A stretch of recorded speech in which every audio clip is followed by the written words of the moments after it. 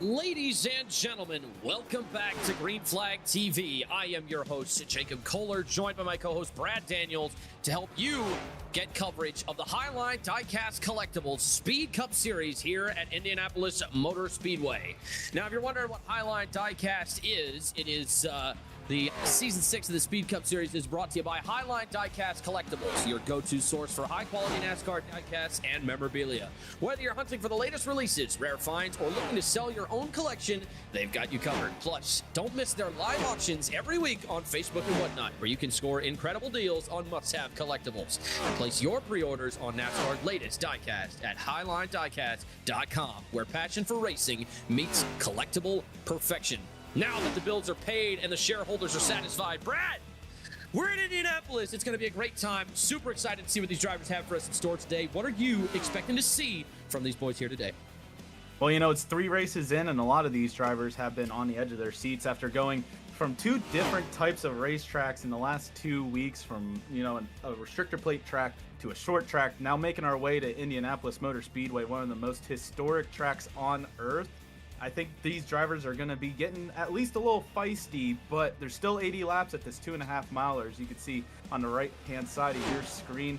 And, you know, this track is going to test a lot of the drivers' limits and also capabilities at the same time, because there are some faces that have not been here in the first 2 races that have made their way out for this 3rd race. And I think a lot of the drivers who thought they might have been safe these first 2 races are going to start pushing the limit a little bit here in Indianapolis.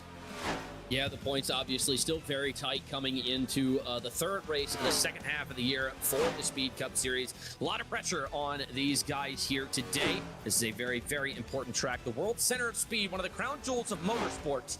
And as you can see, the points on screen right here, Manazzi Major leads by about 4 points with already a win in this half of the season, and incredible consistency as well. Top 10 or top 5 in 33% of the races so far this season. Nick Kaufman close behind with 2 top 5s and a win himself, bringing up with about 69 points. Ethan Amberg bringing up 3rd. Has yet to win this season, but with 1 top 5 and 2 top 10s, he's off to a pretty good start. Now, obviously, Indianapolis is one of the crown jewels of all motorsport. A win here means much more than a win at any other track anywhere else in the world. This is where you dream of racing. And what race are we going to be running today? I'm glad you asked, Brad. It is the Riley Children's Health 200. Every child deserves world-class pediatric health care.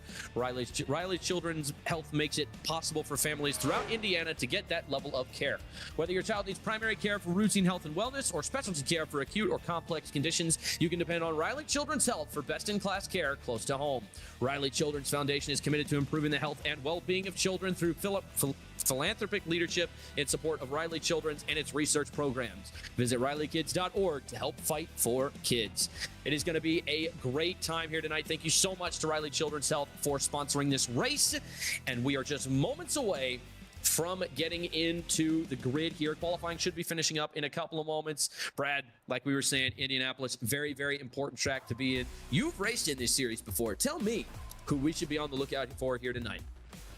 Well, you know, for the most part, there's a lot of faces that have been fast in the early part of the second half of 2026, but some drivers like Cosmo and Noshu making their first start here in the second half of 2026, along with Jordan Fisher. You don't want to forget about that 35 machine that won in the first half of 2026. But all things being considered, you know, there's one driver here tonight that has won at Indianapolis before in these next gens, and that is Philip Scott in the 99. So all things being considered, you will not want to, you know, keep your eye off of too many drivers here tonight, especially some of these rookies who have been fast, including last week's winner in Nick Kaufman, who pretty much was able to dominate towards the end. Yes, and as we consider that, we've got the starting grid for you right here, right now. Tyler Bowling's winning pole, taking up your first position, followed closely by Cosmin Ionisiu. Then we've got Justin Malilo, Adam Boislard, Nate Lesko, and Nick Kaufman bringing up the 6th position. And then we're going to go ahead and get you into 7th. It's Christopher Darling. Bringing up 8th is Josiah Vincent, Ethan Amberg 9th, and Manazzi Major bringing up 10th. In row number 6, you have the 8 of Jeremiah Vincent from Vincent Motorsports, and that 99 of Philip Scott's going to be lining out to his outside. In 13th, the 9 of Jake Nipris going to be lining to the inside of Martin Plute.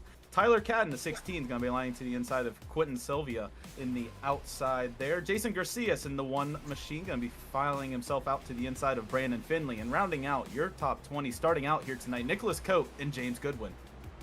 And then bringing up 21st in that 34 car, it's Garrett Austin, followed closely by Sean Cox 4 in that 12 car. Then in 23rd, you got Austin Wingard. 24th, we'll see Dalton McKinney fill that slot.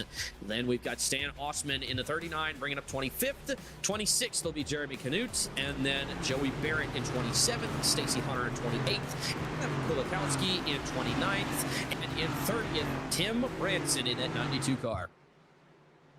And then pushing our way through the rest of the field here tonight, Corey Hutchison in 31st, Scott Leonard in 32nd, Jason Shue 33rd, Terrell Wheeler starting in 34th, the last driver to put a lap down. At 35, Jordan Fisher going to be starting in 35th, Bryce Hedgecock going to be in 32nd or 36th, and the last car on the field here tonight, Mark McFadden.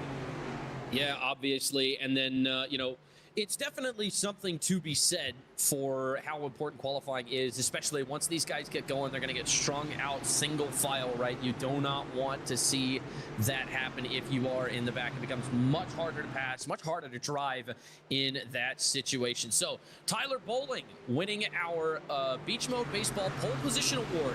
As we get set for tonight's action, it's time for the Beach Mode Baseball Pole Award. Beach Mode Baseball is a youth travel baseball organization built around one simple mission: taking young athletes to unforgettable destinations, creating lifelong memories, and competing at some of the best tournaments across the country.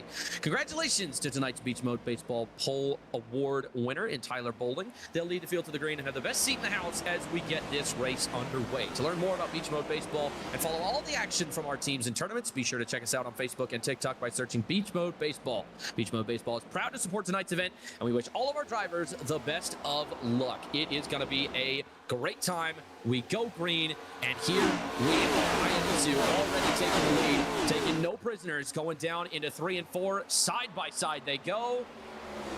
Bowling's trying to take it back. And it looks like they're still hanging on the outside. Now around the outside, the 24 of Ionisu taking no prisoners. Look at that. And it looks like Ian Noshu has been really trying to push the limit here after last season, trying to get up the ante in his first race here in the second half of this year. And at 24 in the Lowe's machine this year, trying to push on down through turns 1, has about 3 or 4 car lengths now back to Tyler Bowling. You can see right behind him, a lot of people single file, but some not so much, as the 17 and the 80 or the 06 of Adam Boislard keep it going there for third, but it looks like that battle fizzles out. And just like that, the 2 of Nick Kaufman, last week's winner, trying to get to the inside of Nate Lesko. And you can see the draft is going to be ever so important. Everyone trying to see if they can get behind the car down these long front and back straights. And, you know, it's going to be one to see how, you know, strung out this field really gets in a matter of a couple laps, because as we're coming to lap number 3 starting off here, it's looking like there are some big gaps that a lot of drivers might be trying to close here. Zion Noshi trying to run away with it, already up to 0.8 of a second as the entirety of the field strung out all the way back to turn 4. Yes, they are. The rookie of Kaufman hard charging, already up into 5th, and looks like he wants more. Speaking of which, it looks like down into turn 2, now exiting onto the back straightaway in just a moment. Got a nice battle between that 81 car of Plutz and that 5 car of Sylvia. Looks like Martin is going to be able to get by him right there. And it's as you said, right, the draft so important at a place like this with the straights being as long as they are. Once you lose the opportunity at that draft, you've got to try and make it all up in the corners. But early in the race like this, you're mostly just focused on trying to stay in that draft, but not too much. Don't want to blow your engine up. And absolutely, you know, these drivers are also probably very thankful last week being in 140-degree temperatures the entirety of the race. You know, this week it's only 112, still a little toasty, but nonetheless on track at 112 degrees is going to feel like a little bit of a relief for a lot of these drivers. But trying to take control of that right front, making sure they're not burning it up here on the early parts of this race can be the key if this thing goes green. Because last week we didn't see too much green flag racing, and I think maybe some of these drivers might have practiced a short-term speed. And if they bleed that off towards the end of a green flag run, that might be all the merrier. And one thing I wanted to note here is currently everyone keeping on going. Garrett Austin having to be 1 lap down at the moment. So at least for now, these first 3 laps, a lot of drivers just single file, getting into the rhythm here in Indianapolis, and hopefully just trying to get into at least some patterns where we won't get into last week where it's caution after caution. Yeah, I don't think we're going to see that as much here. It is really hard to hit something whenever you're just kind of single file like this. With that being said, it seems that a lot of the opening race jitters have definitely gotten out of everybody's systems. Bowling's still looks like he wants to try and track down Ioniju, but he is still about 6/10 behind. So he's made up some ground, but not enough yet. We'll continue to monitor that progress as the race goes on. It looks like we're already catching up to lap traffic as well. That is going to give Ioniju a lot of boost down this back straightaway. And there's that. It looks like the 34 of Garrett Austin actually right in front of Ionoshu there. He's going to be sent a second lap down if he's not too careful here, and actually helping out the 24 get a little bit of a pull down that backstretch. He's going to let the 24 go right on by. He doesn't want to give any sort of conflict there after being under a lap already. But that's going to put a car between Ionoshu and Tyler Bowling right behind him. And so far, all things considered, lap number 5 in the books, and everyone keeping on going here as we're looking back towards the back part of the mid-pack. You know, you can see just ever so slightly some battles inching out in front of each other. Brandon Finley on the inside in the 94, James Goodwin in the Guinness machine on the outside. They're the only two really on track trying to make it work, and right now that 11 of James Goodwin not giving up to the outside of that Dairy Queen machine, as now it looks like he's going to be able to roar on by and keep that 14th position to himself. Finley's going to have to hold on and stay in that 15th position until maybe some more, you know, the tire differential happens further on in this run.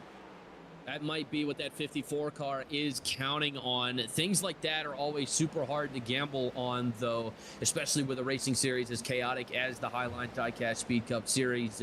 Things are always happening that are unexpected, especially at places like this, and the yellow comes out. We do have trouble. One in the wall in turn 4, and we've got a hood up as well. Cars down on the infield. Still trying to get view of it. Not sure who this is who's automatically gone to the pits. We're going to try and get you a replay here really quick. And it looks like we've got the 45 car, excuse me, the 46. And he's going down the back straightaway. Trying to see what happens here.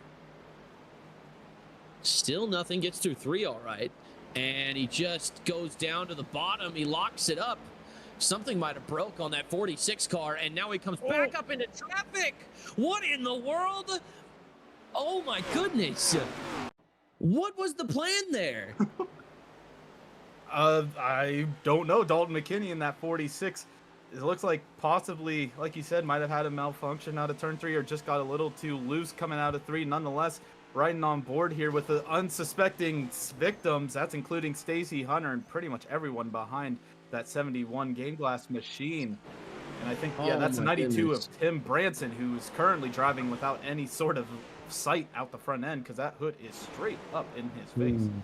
Man, that 46 car, that is Dalton McKinney. He is going to be receiving some hate mail later for sure. iRacing thought he was still there when he hit the auto tow, and so as a result, coming away with damage is that 92 car.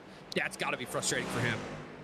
It looks like I think Terrell Wheeler also in the 43 got some damage, just trying to see some of these cars that brought it down pit road after that caution, and including Tim Branson. And it looks like maybe just some others, Quentin Sylvia, I think, brought it down pit road in the 5, just unrelated. But you can see it's a busy pit road for lap number 8. Yes, it is, and the fans are loving it. Look at them. Absolutely ecstatic in those grandstands. And the pit crews doing their job as well. Have excellent times rolling out so far. Got a pretty decent time for Joey Barrett.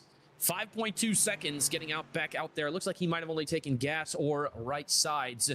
More to follow on who took what here in a moment. Yeah, however, as a result, that 34 car is going to be your lucky dog because he was the only one to lap down. So Garrett Austin, congrats on the lucky dog. Brought to you by Game Glass. Game Glass turns your phone or tablet into a custom control panel for your favorite sim games. Star Citizen, DCS, Flight Sim, or iRacing, you name it. No more forgetting keybinds, just tap and fly. Try it free at gameglass.gg or use code 171 for 10% off on a subscription. Now, with all that being said, now that once again the bills are paid, First caution here tonight. Do you foresee any other ones happening?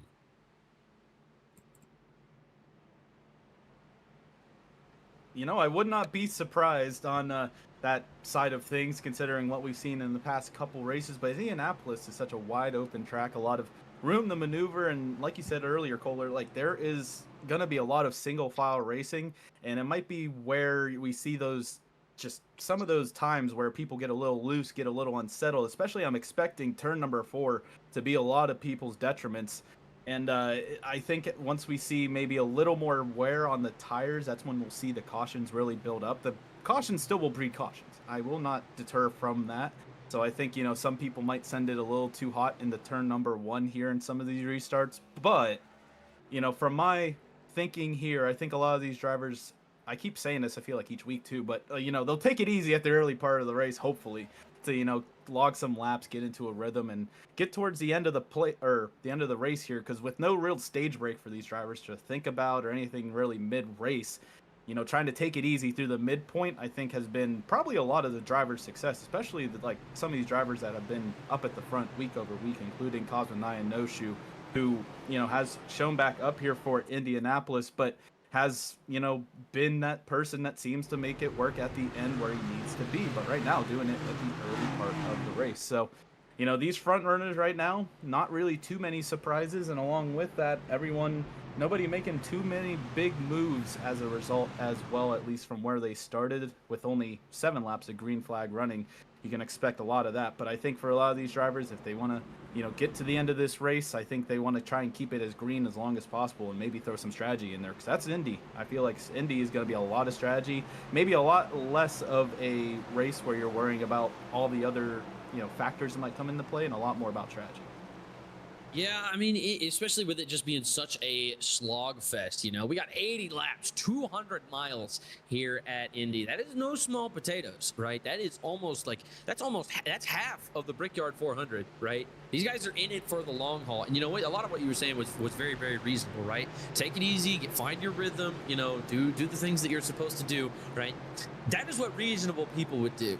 However, reasonable people don't drive race cars. It takes a very special breed of person to love doing this, and that is exactly why we love to watch so much, because these guys are absolutely insane. You cannot tell a race car driver that he's not allowed to race anybody, because he is going to do exactly that. In the same way that you don't tell a Counter-Strike player not to peak that, because he's going to. All right, it's freaking Counter-Strike. It's freaking racing. That's why we're here, to watch these guys race each other. But with that being said, pace car lights are out, and they are in, re-racked, and restacked.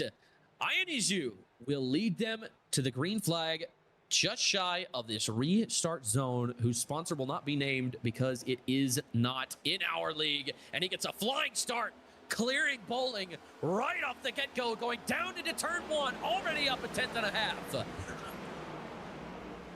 As you say that, everyone keep on going here through turn number 1, too wide for the majority of the field. Boislard trying to see if he can look to the inside in that 06, getting around Tyler Bowling, but not going to be able to get out. It looks like actually got a little loose on the inside there. Going to lose a couple positions now to Nick Hoffman, who's been shooting up the timing table here, now up to that final podium position. And Josiah Vincent in that 4, going to try and see if he can look to the inside of the 06 through 3 and 4. And I think Hoffman might have taken that turn a little wide and checked up the 06 of Boislard, who's now falling back really quickly. Gonna fall back behind Munazi Major, a points leader at the moment, and it looks like actually Major's not going to be able to slide on in there, so the draft is going to go to the 06, as all of these drivers making their way down the front stretch, and all in front of these 400 spectators that have made their way to Indianapolis Motor Speedway.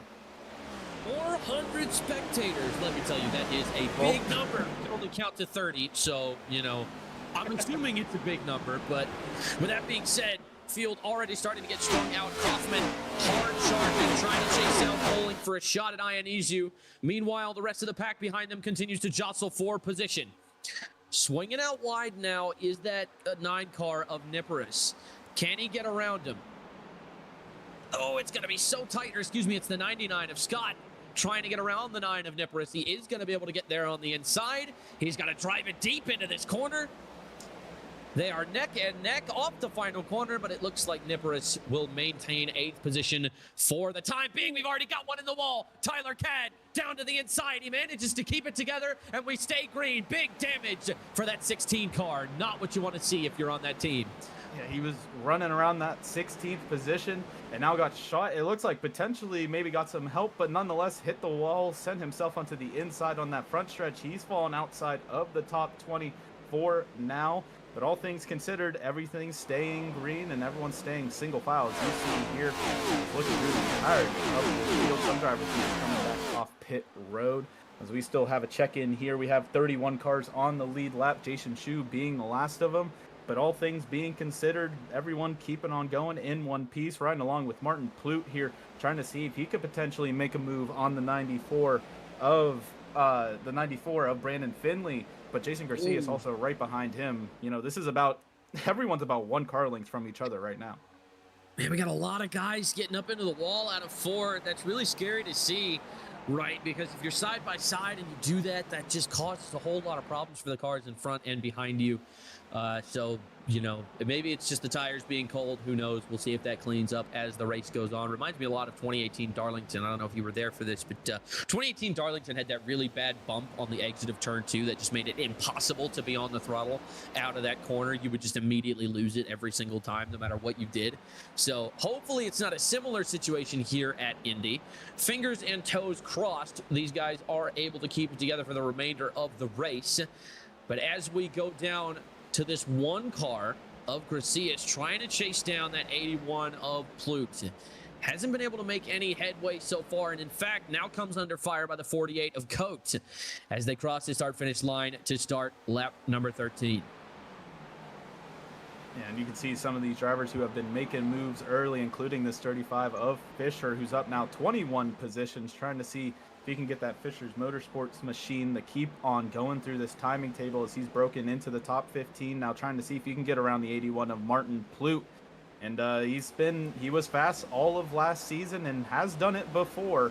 And he's taking a look to the inside. Isn't going to get that pull down the backstretch, but still going to keep up the momentum to get to at least a look to the inside of Martin Plute. And Plute keeps the door open for the 35. So that's going to see if Fisher can get the momentum coming out of turn number 3. But going into 4, he's going to file back in line behind the 81, back it up a little bit, and potentially see if he can get a run down the front stretch here to set him up for turn number 1.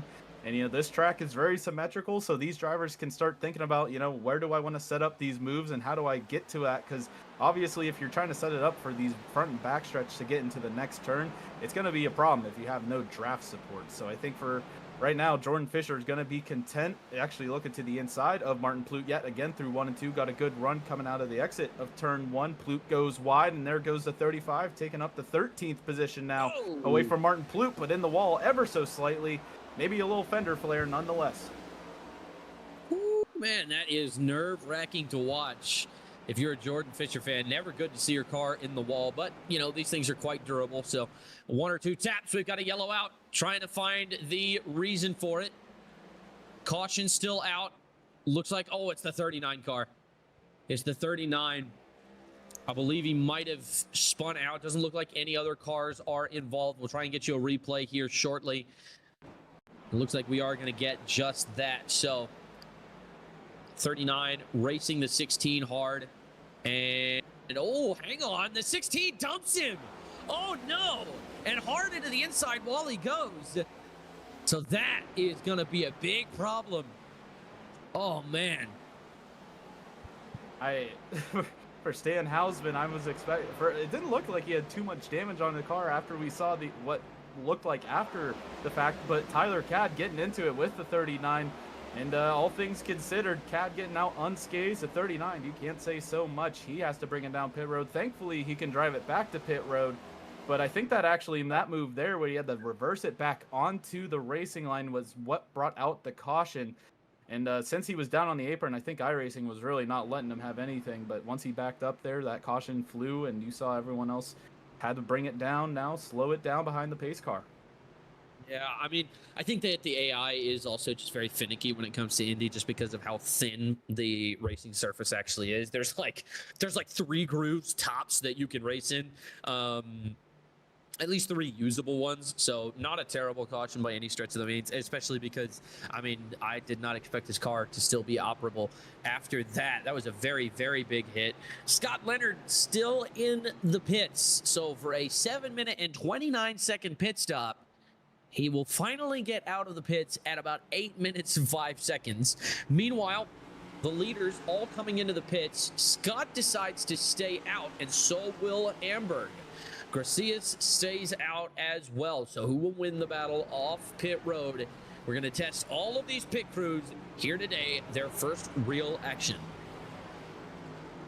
Yeah, looking like only 4 drivers staying out, and all the other pit crews are going to get ready to go here. Ionoshu into the box, Bowling as well, and everyone pretty much in the field is going to be seeing who can get out the fastest, who hit their marks. A very underscored, I would say, estimate for a lot of these drivers is pit road, and you can see that 24 able to get out in front. It's 3 wide, it looks like, for that 3rd place position out of pit road, but Ionoshu's going to get out ahead of the 2 with Nick Kaufman. And then further through the field, you can see, I mean, everything got chaotic on the exit, but a couple drivers not making up too much time, but still a couple positions here at Indy is going to be a heck of a battle worth watching, because passing here at Indy might seem difficult, especially with how old these tires might be, especially for the 99 of Philip Scott, Ethan Amberg, Jason Garcias, and the 87 of Jeremy Canute. All of them staying out on the track and hoping for the best on this restart. Yeah, I mean, that's really all you can hope for. Not exactly sure how many sets of tires each team is working with here, but tires are tires at the end of the day. And at this point in the race, I don't hate the call to swap them out at the very least. Now, with that being said, there is still a couple of things to take into consideration, namely how track position is going to play out at this point in the race. This is obviously just a regular 80-lap shootout, no stages. You don't have to worry about planned cautions, none of that stuff. So it'll be interesting to see how that affects the decision making of each team here. And all things considered, all the drivers get 3 additional sets of tires. So if you're breaking it into equal quarters, you know, we're getting to the quarter mark so far here tonight. So this would be where you want to be if you want to try to keep it equidistant. But I think, you know, for Philip Scott, some of these others staying out, it's going to be a very different type of pit strategy for a lot of these drivers that might be trying to hold on as long as they can, maybe hoping for another caution. Granted, we're at Indy. I don't think they're going to be really hoping for as much as, like, say, in Atlanta or well, technically Echo Park, however you want to say Atlanta. I still call it Atlanta. Or North Wilkesboro. Nonetheless, you know, those tracks were somewhere you'd expect a caution. But I think for the Highline Diecast race here tonight, it's going to be hard to come by a caution. Granted, we've already had 2, so I think everything I say is probably going to go down the chute here in a good amount of time, as I think last week was evident of my statements. But hopefully here tonight, you know, everything I say comes true for once. I mean, we'll have to see how it all shakes out. I got faith in you, buddy. Don't worry. But yeah, obviously, the first 2 rows having worse tires is going to play a factor here. Ionescu and Kaufman are going to have their work cut out for them cutting through these guys. Shouldn't be too difficult, but again, the tires aren't that much older either. So it'll depend on how Amberg, Scott, Garcias, and Canute can work with those slightly older tires. It's not a massive difference, but it is still, you know, marginal, right? And that is definitely something to be concerned about. So the pace car lights appear to be off. We will be going green this lap. Everybody else still trying to rejoin the formation. And the 99 of Scott will lead them back down.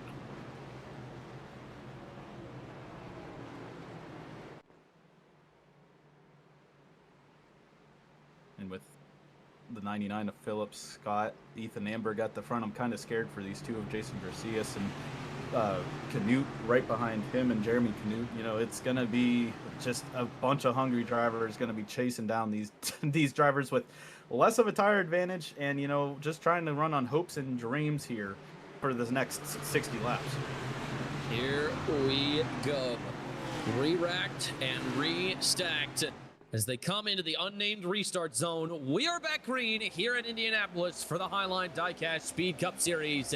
And Philip Scott already out to a monster lead, taking it 3 wide. Ionescu already And it looks like the 2 wants to go around the outside as well. Him and Kaufman both immediately swallow up the 1 of Garcias. Ooh, and Ionoshu had to check up majorly. He's fallen back to another 3-wide battle. Actually getting in it with Bowling and Vincent. They're all 3-wide. Still Melo's now going to try and take it 3-wide between the middle as they go down the backstretch. Josiah Vincent's going to have the advantage with a little bit of toe from Ionoshu, but it looks like maybe Ionoshu's just trying to help everyone here. It's going to be crazy going into turn number 3. Still 3-wide. As they get real wide there, that's the 9 of Jake Nippers to the outside. He's going to lose a good bit of time, and now 2-wide. Everyone through turns 3, keeping it going, keeping it forward, and all things considered, for how chaotic that was, 1 lap in the books is going to be a sanctuary for a lot of these drivers. Philip Scott up 0.7 of a second, but everyone's still winding down this front stretch. Yep, and here comes Kaufman. He is hungry, diving down to try and take second place away from Amberg, and he never stood a chance. Kaufman secures it. Now he's just got to get in the throttle. Ionescu into the wall behind him, and they will continue to drive forward. So now Kaufman, after taking second place, Ionescu hot on their heels. Here comes the rest of the field to swallow up these cars all the way down to the white line. Left tire's over it. Nearly going into the grass is the 35, and now they slam doors. Now the gloves are off. They're pounding one another. Caution comes out hard into the outside wall. They both go. It's Jordan Fisher. Oh, no. A big hit for him and an even bigger hit for the car that he made contact with. So the yellow will come out once more, and we go to the replay. Let's see how it all started out. You can see Fisher up here on the high side, already not super agreeable with his car on his inside. He is just going to hang out on his quarter panel. So far, so good. Now he tries to dive to the inside of the Dairy Queen machine, and that is the 54 car. And now they just start slamming into one another, and then the 54 turns Jordan Fisher without a second thought, and that will most likely end his race. That was uber dramatic by the 94 and 35. Fisher getting ran down to as much of the grass as you could be, even in the grass. You can see Fisher was trying to make some space to get an angle into the corner, and Finley was not having it. Both of them just fending off each other until it was way too late. And both of them ending up with some collateral damage to those next gens. That is, I am surprised by all that aggressiveness, especially this early in the race, but Fisher was just trying to get an angle into the corner. You can see he was just trying to get up and in and get slammed into the wall, with Finley getting a major amount of damage and a big plume of smoke as well. Those two drivers are definitely going to be heated, and I would hate to see the messages potentially between everything going on there. Finley and Fisher getting at it here with getting past the quarter mark. Yeah, you can already bet that they are hot micing each other in the chat and in the Discord as well. Obviously not happy with each other are Finley and Fisher. But with that being said, I mean, kind of deserved, you know, when you're slamming into one another that early in the race. At that point, you know you don't have an angle into the corner. You don't need to be down there. You've got 60 laps left to go, right? There's no reason to be slamming into people. Obviously, he did not instigate it, right? The 94 just kind of keeping him pinned down there to try and force him to fall back. Obviously, that's very frustrating, but no excuse to lash out first. And then obviously the 94 Finley's retaliation, unacceptable at this level as well. So both drivers, I don't know if they're going to be penalized for this, but at the very least, they both come away with damage, and rightfully so. Yeah, that is going to be an interesting penalty to report to see after the race, including you can see they're on pit road, but going to need to have an extended stay compared to everyone else that just rolled off, including Philip Scott in that 99.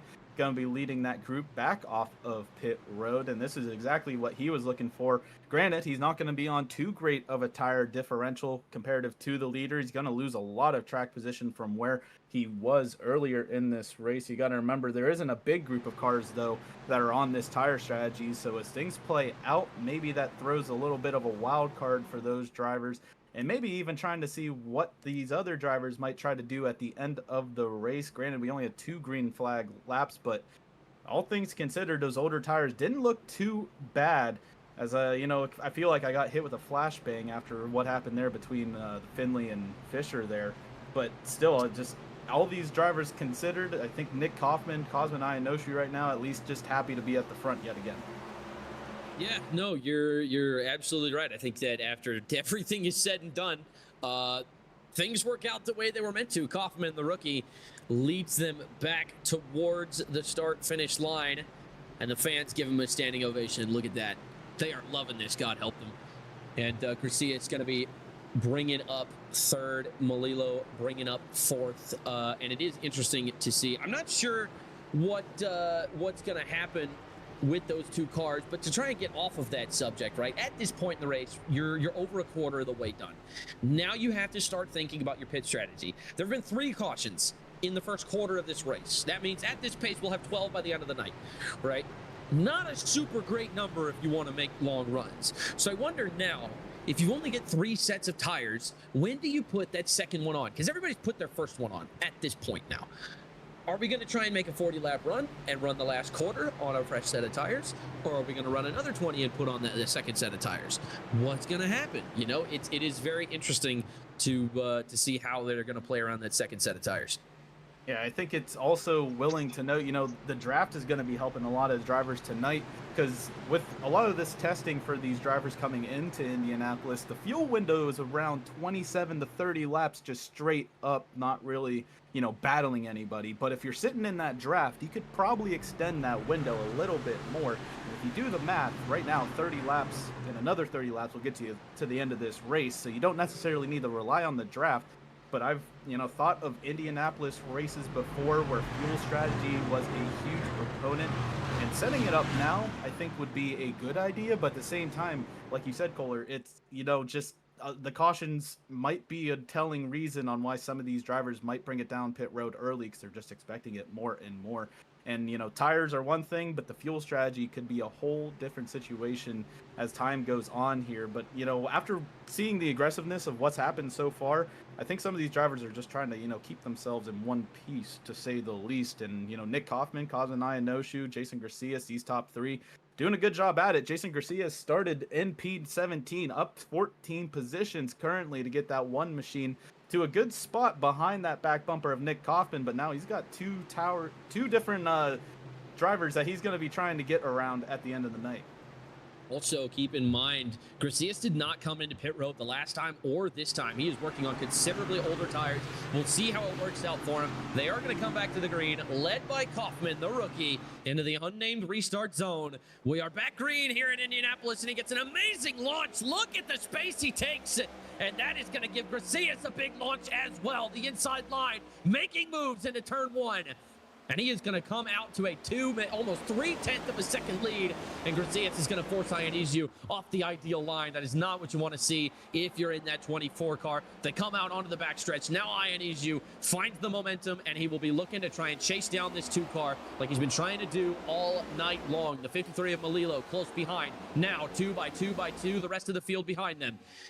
We'll see them dive into turn 3. Everybody's able to keep it together so far. This is what you like to see. Very, very clean, very, very respectful battles taking place on track. We'll see the 9 of Niporis also making his way up into 6th. It's not long for this position, though. The 06 of Boislard, quick on his inside, gets the run off the high side. He's going to hang on to it for now, but something tells me it's only a matter of time.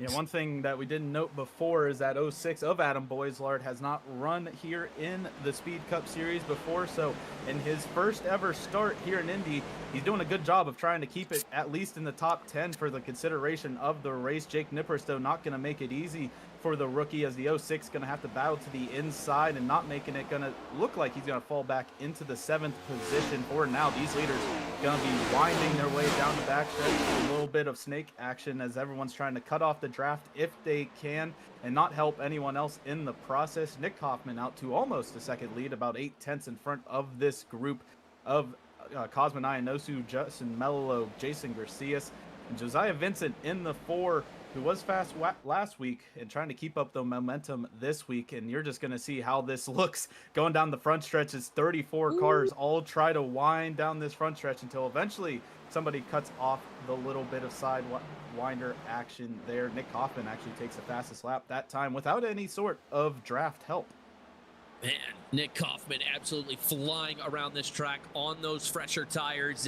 And he looks like he is not taking any prisoners tonight. Lead already out to a second as they hit the lean going down the back straightaway. I mean, that is just such a beautiful part. And one of my favorite parts about watching stock cars in Indianapolis. That lean is just so satisfying.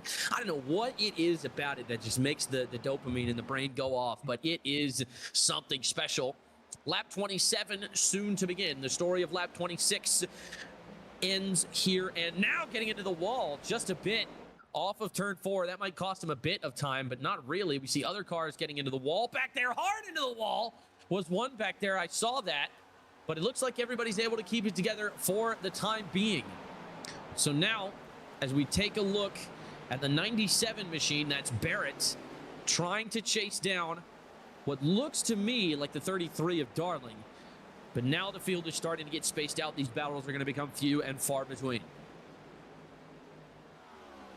We're jumping up here to the battle that might be happening yet again. You saw the 06 of Adam Boislard able to get past the 9 of Jake Nipperis, and Nipperis right to the back bumper of the 06, but not going to be able to get a nose in anywhere. It's going to stick behind him, and there's about 7 cars here all stuck under a blanket all the way up into the 9th, or that's the 5th position of Josiah Vincent, all the way back to the 11 of James Goodwin. You're looking at a shot from 5th on to 10th, and then this shot is showing you the entirety of the field as everyone keeping on going, and even some of the drivers a lap down, going to try and see if they could just get some good points out of today, looking a lot further back into the pack. This is the 14 of Ethan Amberg. Tyler Cadd also back here as well, right behind the 14. Right in front of them is the 35 of Jordan Fisher and Adam Kulikowski battling it out, seeing who might be able to take that position for looks like to be the 19th position.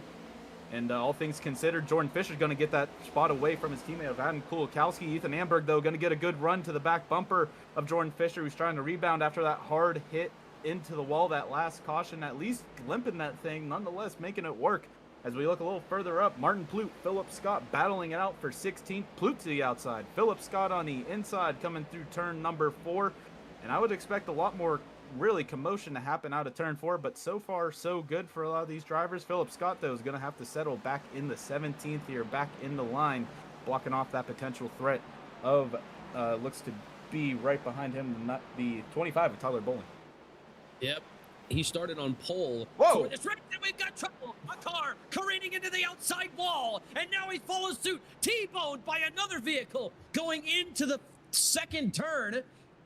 And so we're going to try and get you a replay on this right now. Austin Wingard, the car in question, flying through the air like a Beyblade. I've never seen that in my life. How in the world could that have possibly transpired? We see him up here. And now it looks like he was running about 15th when this happened. He goes into turn 1. All good so far. Goes a little bit wide on exit and then just loses it down to the inside. I think his keyboard unplugged. Oh my goodness, does a flip into the outside wall. And now, oh my gosh. That is a big hit that he takes as well. That's the 12 of Cox, Sean Cox. And he just drives right into him.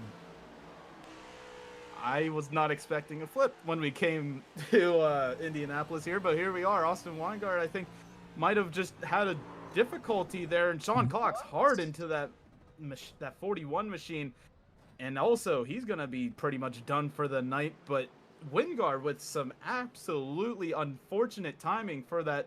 I think that had to be some sort of input issue, because he just kept turning left coming out of turn number 1, not on the racing line at all, and head over heels going into turn number 2. I think the Speed Cup Series does a great job at finding ways to flip at places I would not expect. I mean, it's the Cup car, right? We both know that these things do not like to stay on the ground for whatever reason. There must be some kind of curse. I don't know what we got to do, what we got to burn at Talladega's infield to get this curse lifted. But they like to flip, and they like to come off of the ground, and you see it again right there. And just to confirm, Austin Wingard has left the server entirely. He is done for the night, and I would be done as well if my steering wheel just came unplugged and then I freaking die as a result. Yeah, that would definitely make me upset as well. So understandable exit from Austin Wingard there. That is going to be a retirement for him. Unclear if the 12 of Sean Cox will have race-ending damage. Still in his pit stall, it looks like. So he could come back in. I don't know if he's going to come back in on time to be competitive, but, you know, definitely not race-ending for him, even though he did just kind of slam into him. Meanwhile, rest of the Battle of Pit Road plays out. Looks like Cosmin Ionescu and Melillo are going to stay out here, as well as Josiah Vincent in the 4. So they're going to be bringing up your top 3 as we come back to the green flag shortly. But we will be right back. Don't go anywhere. When the green flag flies, we will be here with a Highline Diecast Speed Cup Series.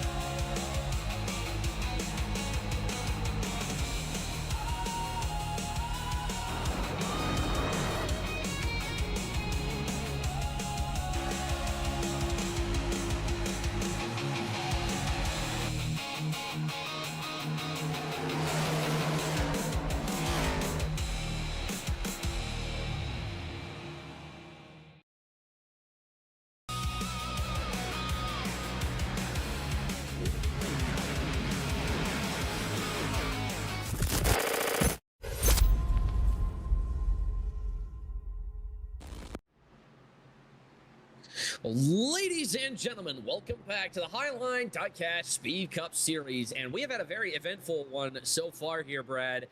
Lap 32, under yellow, pace car lights are out. We'll be coming back to green this time, led by Cosmin Ionescu, the 53 of Melillo, and Josiah Vincent in the 4. Been very entertaining. A lot of weird wrecks, you know. We had one caused by an input device malfunction, presumably, and then we had 2 cars intentionally slamming into one another going into turn 3, and then we had a guy whose car just broke and then steered back up into the racing line. So cautions tonight haven't been many, but they have been weird. Anything to say about that?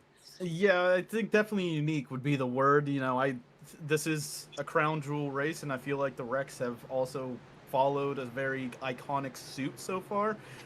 Considering the first 2 races, I don't know of many accidents or really any cautions that have caught my eye so far as tonight, as so much has happened. And it's only the first half of, we haven't even made it to the halfway point of the race. So I think, you know, we'll just keep on seeing the ferocity and everything really just ignite here in the final, well, now 47 laps. Yeah, I mean, we'll have to see how it all shakes out. I don't know what I got to do to get your attention, though, because he literally flipped on that wreck. And if you say that's not that eye-catching, and he literally flipped, I don't know what is going to be eye-catching to you. I'll be so honest with you. But with all that being said, Cosmin Ionescu will lead them back to the unnamed restart zone, and he will get a very good launch. Melillo trying to keep up on that outside lane. Is he going to be cleared down to the bottom? He will. They're both going to have the inside lane going into turn 1. They're going to be 2 by 2 for the rest of the way behind them. We've seen the leader get a really, really good launch out of that restart zone all day long. If we do end up with a 2-lap shootout at the end of this thing, that is where you want to be, that front spot. And uh-oh, looks like the 06 of Boislard into the wall. That's going to give Josiah Vincent a chance to catch up. Not going to try and break the draft. Will he go down to the inside going into turn 3? It looks like he's not going to have the space to do it here, but now we've got another one going into the inside behind him. Looks like that's the 82 car of Major. He is leading the points right now, so he is looking for another great finish to try and keep this points lead intact. However, Kaufman, also threatening his position currently, is making his way up the order and at alarming pace. Yeah, you got to remember that too. Brought it down pit road. He started in P18 on that restart. Got it up a couple positions now, but you got to think in a matter of time that too is going to be turning it on, getting on rails, and keeping on pushing through the rest of this field, because he was out to the largest lead we've seen so far, about a little over a second the last green flag run. And he's still trying to see if he can make it work, but he's got a lot of cars until about these areas where the 82 of Munazi Major able to get past the 9 of Jake Nipperis and hold off, at least for now, that 9 machine. But he's also setting his sights for the top 5, and Nicholas Coate is the only car sitting in his way to try and get into that top 5 for now, as the top 4 all strung out a little by little. But still ongoing is single file rows. Everyone's staying in line, getting the draft, getting the pole down this front stretch. You can see even some Nicholas Cote looks like was trying to break the draft ever so slightly, but actually nobody going to be side by side as we go through lap number 2 of this green flag run. As you look through the entirety of the field, single file. As you look back here now, Stan Hausman and the 21 of Corey Hutchison both going at it here. Hutchison on the inside, 39 of Hausman on the outside. You got to remember that 39 was involved in some incidents earlier, so a little bit of aero damage also not going to help you at any point here in Indianapolis, and definitely hurting that 39 keep positioning, and he was not able to defend against that 21 of Corey Hutchison, so he's going to lose that position with Adam Kulakowski behind him, as well as we shoot up to the battle in the top 10, or outside of the top 10, I should say, for 11th with Joey Barrett, Philip Scott, and the 16 of Tyler Cadd going to be all mixing it up here coming out of turn 4. Oh, man, that got close right there. I thought for sure Philip Scott was going to get turned right there the way he came up high off of that corner. But it all stays together for the time being, and as things slow down, no pun intended, we have to start taking strategy into consideration again, right? A lot of these teams have put their second set of tires on, but not all of them. Cosman Ionescu still has that second set of tires. Do you think we see green flag pit stops at lap 60? How the race has been going so far, I doubt anyone comes in early. It's going to be interesting who's going to be the first one down pit road if this goes long enough, but I'm expecting for these drivers to at least be out there at lap 55. Don't think anyone will try to bring it down for an early pit window entry, because, you know, we talked about 27 to 30 laps is that pit window for fuel.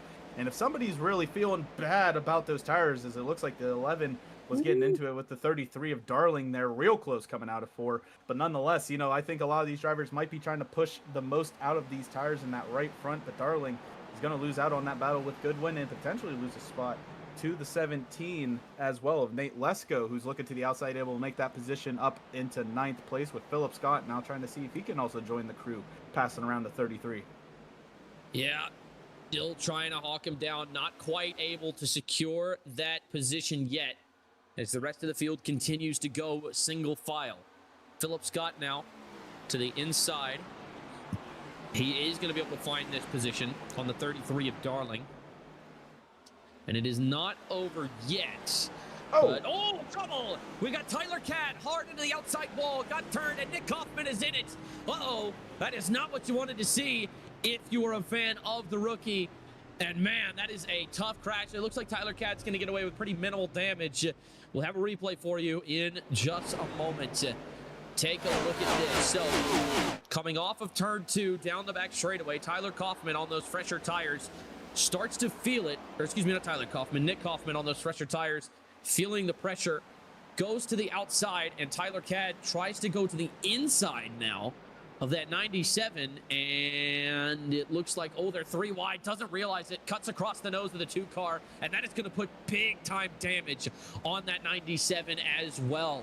I think he actually came away with the worst damage there according to the view model, so not what you want to see at all if you're any of those drivers. Just an unfortunate racing incident, not really a whole lot that can be done about that. It was a very awkward 3-wide situation, but nonetheless, could also, I thought, yeah, Joey Barrett also getting some major damage from that one. I thought he was able to get out relatively unscathed, but that bow ties machine going to be hurting a little bit here, but nonetheless, Nick Kaufman, probably the biggest proponent that we saw earlier in the race, also involved in this one as we ride on board with the bow ties machine. And the 16 just appears right in front of him. Nothing he could do about it, was just running his line on the outside and just got sent up into, it looks like, from the two that were battling below him. Yeah, just really just not a whole lot anybody could do right there. I just don't think that Tyler Cadd was expecting Nick Kaufman to be there on his inside. Plus, he was only there by like a hair. I think he expected either Nick Kaufman to back out or just didn't know he was there at all. Sometimes the spotter can be delayed if you don't have one helping you out in the server. And Boys Lard fakes the commitment cone. So does the 9 car of Jake Nippers. Several cars faking pit road now. Nick Kaufman's not even coming down, and he got damaged. So very interesting. We're seeing guys fake pit road. That's, I mean, it's certainly one of the strategies of all time. Yeah, I mean, like, if you're further up, I guess if you want to try and, play a little mental warfare, that could be the biggest advantage. You're getting to the halfway point, and I think a lot of drivers with these cautions, it might be more of a mental game than anything else. But we were talking about it before we went live here, Colder. But, like, I wanted to get your point of view on this, because you've talked about you also commentate for other, games and other services, and nonetheless, but when it comes to like a game like CS or when somebody's racing here in iRacing, what is the biggest similarity in your mind, or if nonetheless just a similarity you can see between how the drivers compare to some of these other other players and some of these other type of esports? I mean, one of the biggest similarities that I've always noticed between any game and really for any sport here is pressure, right? Pressure can do one of two things. It can create diamonds or it can burst pipes, right? How you respond to pressure determines so much of who you are as a driver, as a player, as really anybody. And this is not just true for sports. This is true for life. So these are things that you have to take into consideration. But when your tires are running low and the guy's coming up behind you and it's 3 laps to go, right? That is pressure. How you respond to that is what determines what kind of driver you are. In the same way that bomb is down, you've got 5 bullets left in the mag, 1 versus 2, and you know they're both coming from E-Box, right? That is what determines who you are as a player. Another thing that I always notice is how much everybody hates losing, right? And you can kind of call back to when the 35 and the 94 got into it earlier, right? Neither of them want to lose, right? We all hate losing. Some of us hate losing more than we want to win, as Brad Pitt once said. So, I can definitely see that a lot in Counter-Strike as well. I cannot stand losing in any game or any sport, and the competitiveness is really what brings us together and what makes these sports so interesting to watch. And it's definitely some of the similarities that I noticed going from game to game. But you're absolutely right. These games by themselves are just completely independent beasts, and it's what makes being a commentator like myself so much fun, because I get to go between worlds, basically, it feels like, on a week-to-week basis, and it is just so much fun to see how many different perspectives there are in this wonderful world of ours. Yeah, and I could only imagine, granted, I keep myself to the iRacing platform for at least commentator's sake, but all of that being considered, watching different series even on the iRacing platform, the pressure I see with a lot of these drivers, considering, Atlanta, we had a 3 wide finish within a 1/10 of a second. And, for these different types of tracks and how you have teammates and everything along those lines to kind of prep yourself for these races, you can't really prep yourself for that pressure. And I think a lot of these drivers it's just, do you have it or do you not? Can you at least, take some deep breaths, remember the repetitions, hit your marks, and even on, I tried to bring it up when we were on pit road, but even like the small things where you're on pit road, these restarts, even somebody who can, at least get a couple positions on these restarts, I think is somebody that is going to shine comparative to some of these others that might try to take it easy and make sure they make it to the end of the race. But other times we've seen cars flip today. So, yeah. Anything seems like an obstacle, but at the same time, an option here today. Well, you know what they say, chaos is not a pit. Chaos is a ladder. Some guys thrive off of that kind of environment. Those are often the most fun guys to watch. Guys like Monesi and Kenny S back in the day, to draw some comparisons to Counter-Strike. Those guys thrive off of speed. They thrive off of the chaos, and I really think that we are going to see somebody win today who thrives off of that sort of racing racing environment. Speaking of racing environments, pace car is in. Cosmo Ionescu will lead them back to the green flag towards the unnamed restart zone, bumper to bumper, rail to rail. Here we go, back green at the halfway point of the Children's Health 200. And Ionescu was pushing his way out to the front, about 2 or 3 cars away from the battle for second, with Justin Mello is going to have to forfeit that second spot away from Adam Boislard, who's now still to the inside of the 53, who I thought he had clear for the moment, but looks like Mello was able to power to the outside, and now the 24 of Ionescu is pretty much going to be the decider of who gets that second spot with the toe down this backstretch. 06 doing everything he can. The side draft is actually going to work. He's going to keep it to the inside of the 53 through 3 and 4. And it looks like Boislar is going to be able to take that second spot for now, but here comes the 53 of Mello as 48 of Nicholas Coate and Josiah Benson also battling behind them. These 2 wide, 2 back battles keep on roaring. Everyone through the field actually keeping it going through the front stretch here. 2 wide, that looks like a frenzy out there on this front stretch. And everyone outside of Cosmo Ionescu got to figure out where they want to be. Yeah, it looks like things were getting deadly right there between that 48 and that 4 car. That's Coate and Josiah Vincent, and into the wall. Out of turn 1 is the 11. He doesn't seem slower for it, though. It's James Goodwin. Manages to keep it together and keep his position all. I mean, it's like you said, you know, this is definitely going to be interesting. You got to be able to hang on to your car, though. Speaking of hanging on to your car, here comes your points leader, Mutasi Major. Now to the inside of James Goodwin, Munatsi Major to the inside of James Goodwin. Can't quite find the spot, and now he'll come under fire from the outside. It's Nate Lesko in that 17 car, who we haven't really talked about a lot today, but has been around the front for most of the night tonight. As the laps continue to wind down here, the rest of the field now becomes more and more strung out. And we really saw Munatsi Major turn it up at the very end of the first half of 2026, and obviously that fire has kept on going here as he's still trying to keep himself in the top 10 here, get a good points day out of Indianapolis when some others might not be having the greatest of days, but Cosmo Ionescu having a great day, out to about 3/4 of a second ahead of Justin Mello. And then also that 06 of Adam Boislard just sitting in the trenches right now, trying to see if he could do something about it. And Josiah Vincent in that 4, he finished 10th last week. He's done great so far this season, at least comparative to his start to last season, but that 4 right now doing a great job of keeping himself in 4th. It seems like you can't really get that 4 away from just outside of the podium positions, and he's sitting, keeping himself at least confident, you know, keeping himself at least in this top 5 situation. Hasn't been really pushing too much. We haven't seen too many daring moves from the 4, but obviously it's the first half of the race, getting into the second half now. And I think Josiah Vincent, if you can keep this speed up, you want to keep your eye on that 4 machine, and we might as well run through the rest of the top 10 as they sit right now through this restart. Nicholas Coate currently sitting in that 48 Monster Energy machine. You know, he's currently sitting in a little island of his own. These top 5, though, broke away from everyone else. You can see in this conga line down the backstretch, including James Goodwin, who we saw hit the wall early on and trying to hold off the 17 of Nate Lesko, the rookie, right behind him. Jake Nippers getting loose out of turn number 3 there behind Munatsi Major, as we talked about a little bit. He's the points leader, and Tyler Bowling is going to get that position away from the 9 of Jake Nippers, who jumped into that 9 machine this second half of 2026.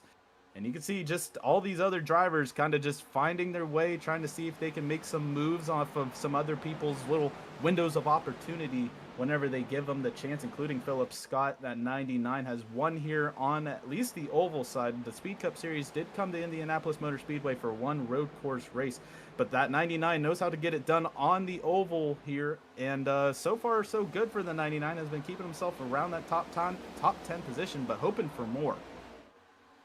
Yeah, I mean, that's exactly what they're hoping for. Philip Scott's had a great day today. He's been up near the front for most of the race. Now he just has to try and capitalize it as we start winding down the laps here in the second half of this race.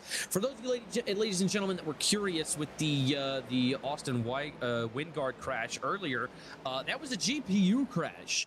So the whole graphics card just completely crapped the bed. So he didn't even see himself flip, which I feel really bad for, because, you know, if you're going to end your day like that, I at least want to see the flip, you know, but he doesn't even get to see that. So very, very unfortunate for him. He will hope to have a better week next week. Going back to the here and now, We've still got battles playing out.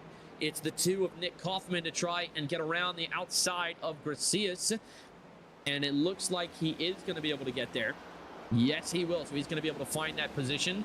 And it looks like Amberg is going to be able to follow suit. So once this all shakes out, Cosmo Ionescu doesn't appear to have gotten a whole lot more time off of Malilo. But Boislard hot on the heels of that 53 card. Do you think that pressure is slowing him down just a bit?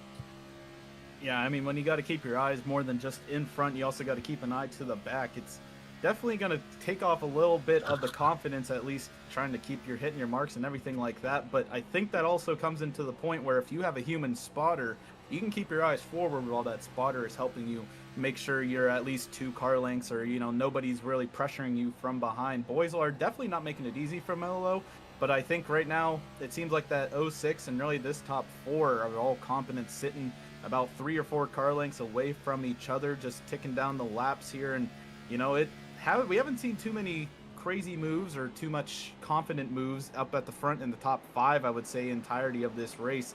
So, you know, these leaders eventually, I think, will get into the position where they're going to have to make those moves. And it's going to be the window's going to start shutting for a lot of these drivers if they want to make those really critical moves at the end of this race, as we look to the battle for 6th, as the 17 of Nate Lesko looking to the inside of James Goodwin. Goodwin's going to have a good pull down the front stretch, but that 17 is going to side draft the 11 coming into turn number 1. He's going to be on the preferred line, but it looks like he's not going to get some good entry points there. The 11 going to be able to get on by, and the 17 got a little shaky coming out of turn number 1 there. Still alongside, though, doing a good job keeping himself in the throttle, and Munatsi Major also going to follow suit. It looks like the 17 got even looser out of turn number 2, and now he's going to lose a lot of good positions. Yes, he is, falling all the way back to 9th, overtaken by Tyler Bowling and Munatsi Major, who continue to make up ground here in this race. Both of them started towards the front, and they made their way back there through careful patience. And that's really what it comes down to when you got these long green flag runs like this, no pun intended. You just have to be patient, right? And you have to be, that's really where the endurance comes in. We see some guys get into the wall out of 4, and big hit into the wall back there. I don't know who that was, but man, that is not ideal for racing strategy. Somebody's got to tell that guy, though, because I'm not sure if he knows that or not. Nick Kaufman, once again, taking this position away from the 33 of Darling, and now again into the wall out of turn 1. Not sure who that was. That was the 34 of Garrett Austin. And now, lap 49, about halfway done at this point. There'll be 31 to go this time by. The pressure is mounting. You can feel it, right? These guys are starting to realize, like, hey, the laps are winding down. I have to make progress. I have to make progress. I have to make my way up towards the front so I can have a chance of winning this thing, right? And everybody's kind of feeling that. And that is definitely going to affect a lot of decision-making going forward in this race as guys continue to phase in and out of existence up front. Man, that 48 car just does not want to know, just does not know if he wants to be here or not. For the time being, it appears he wants to be here. So we will continue to observe. And maybe the 48 car will exist upon observation. Seems to so far. So all quantum mechanics I've learned tell me that things should be good from this point forward, but we will see how it goes. In the meantime, Tyler Bowling making this pass on James Goodwin. Munatsi Major close behind, looking for his own opportunity to get by this 11 car. He's holding up a lot of traffic right now. Tyler Bowling again trying to complete this move. Nate Lesko close behind. Are they going to try and file through on the exit of 4 here? He's done a great job so far of holding it off, but it may not be enough. And it looks like Boislard is going to be going down into the pit lane, all the way down to the inside goes Munatsi Major. Unsure what the issue is for Boislard. I'm not sure if he's pitting or what's happening here. But he is going to be in the pit. It could be the fuel window as well. I'm hearing from our guys down in the pits. More to follow on that strategy as it develops. Meanwhile, Nate Lesko to the inside of James Goodwin. Tyler Bowling was able to get by, so now he makes his way into the top 5 and looks to be trying to chase down Coates. And Nate Lesko and Munatsi Major all looking to do the same thing. And it is getting a little crazy here, looking back from 6 on back with Lesko and Goodwin both battling it out here, and then just everyone's kind of stacked up behind him as well. And, you know, everyone was trying to make the moves. You saw Munatzi Major try to go down, actually to the inside. He's now going down pit road. And I believe all Ooh. these drivers are starting to come down pit road because the officially, the fuel window is open for these drivers. It's just, do you want to run the risk of a potential caution coming out? These guys taking the high risk, high reward undercut strategy. And they're going to at least have some clean track because they won't go a lap down. That is going to be very close to being a lap down, but they will at least keep themselves on the lead lap so they don't have to worry about in the sense of going a lap down as long as they hit their marks. But, you know, that fuel window is open and you can bring it down pit road under these green flag conditions considering how big this 2.5 mile track is. But you just got to start thinking, okay, the more time I stay out here as well, when do I want to bring it down pit road? Since a lot of my competitors brought it down pit road, you know, Ian No Shoe, and we saw just so many different drivers in the top 10 actually bring it down pit road. It looks like that's actually going to be the plan here. Justin Mello bringing down pit road. Look at that. Everyone bringing down pit road. James Goodwin getting into it, and I think somebody's around. That's Let's Go around. James Goodwin, I believe, got into the back bumper of the 17, and he's got sent around. Not going to bring out the caution. We'll take a look back, though.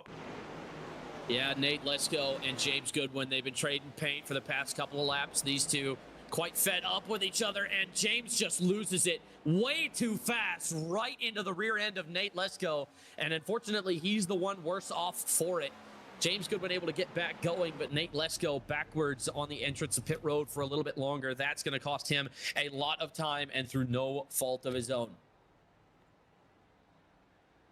Nonetheless, you can see a lot of people, nobody getting any sort of black flags, it looks like, so far. So everyone, even James Goodwin, somehow I think got the help of Lesko to bring it down pit road. Oh, Nicholas Coates getting a little wiggly, and this pit road's really hard to get onto if you haven't practiced it before. That's actually, yeah, the 81 of Martin Plute receives a black flag. Too fast entering pit road. Nicholas Coates, though, he'll be okay, as it looks like right now. Ethan Amberg also getting on pit road safely. As another group of cars going to bring it down pit road, see if they hit their marks. That's going to leave a whole, really just a baker's dozen on the track that has not brought it down pit road. And I don't think there's going to be too many of them bringing down pit road. I think we're going to see a lot of drivers stick it out there, try to see how long they can take it, and hope for some sort of yellow flag so they can get maybe a tire advantage into this final stint.